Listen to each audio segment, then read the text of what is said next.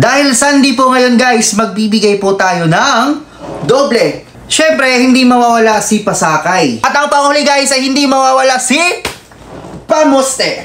Ano pang hinihintay nyo? Tara, pasok intro.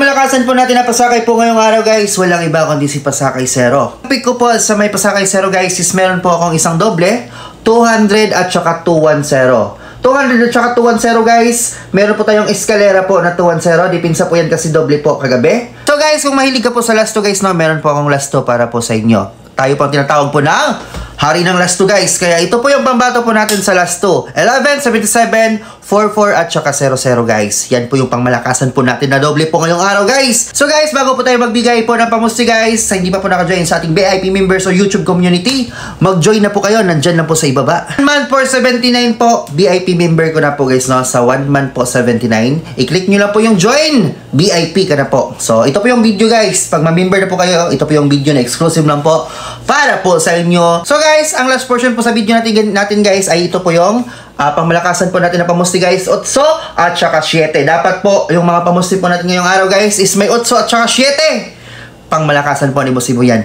Gustuhan nyo po itong video na to, huwag nyo pong kalimutan mag-like and mag-subscribe para always ka updated po sa mga video ko. So yun lang po guys. Ingat!